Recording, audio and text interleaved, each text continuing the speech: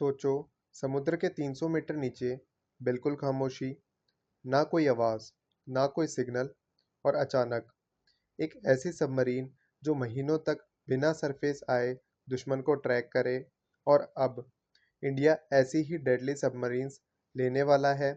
लेकिन सवाल ये है, क्या ये डील इंडिया को चाइना से एक कदम आगे ले जाएगी या फिर ये सिर्फ एक और डिफेंस खर्चा है?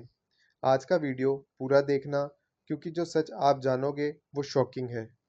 आइए सबसे पहले समझते हैं इस डील का असली गेम क्या है। इंडिया और जर्मनी के बीच एक $8 बिलियन का mega submarine deal almost final stage पर है। इस प्रोजेक्ट का नाम है प्रोजेक्ट 75I। प्लान क्या है? 6 एडवांस्ड सबमरीन्स इंडिया में ही बनेगी। जर्मनी देगा हाई एंड टेक्नोलॉजी ट्रांसफ़र। ये कोई नॉर्मल खरीदारी नहीं है, ये एक टेक्नोलॉजी वार का पार्ट है। अब समझते हैं कि ये सबमरीन्स इतनी डेंजरस क्यों है। सबसे बड़ा वेपन AIP टेक्नोलॉजी, मतलब बिना ऑक्सीजन के भी पानी के नीचे लंबे टाइम तक रह सकती है। दुश्मन को पता भी नहीं चलेगा और अटैक हो जाएगा। स्टेल्थ लेवल इतना हाई, रडार से ऑलमोस्ट इनविजिबल, सोनार से डिटेक्ट करना मुश्किल। मॉडर्न वेपन्स जैसे कि torpedoes, antiship missile, long range strike capability है। सिंपल लैंग्वेज में दुश्मन को दिखे बिना मारने वाली मशीन। अब आते हैं सबसे बड़े रीज़न पर। चाइना ऑलरेडी अपनी नेवी को लगातार अपग्रेड कर रहा है। पाकिस्तान भी नेवी अपग्रेड कर रहा है। तो इंडिया को क्या चाहिए? Under water dominance. अगर ये डील होती है, इंडियन नेवी साइलेंटली हंटर बन जाएगी। इंडियन ओशियन में कंट्रोल स्ट्रॉन्ग होगा। ये सिर्फ डिफेंस नहीं, पावर प्रोजेक्शन है।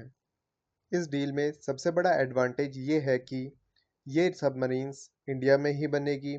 इंडियन इंजीनियर्स को एडवांस टेक मिलेगी। इसका मतलब फ्यूचर में इंडिया खुद सबमरीन बना सकता है। इंपोर्ट डिपेंडेंसी कम होगी।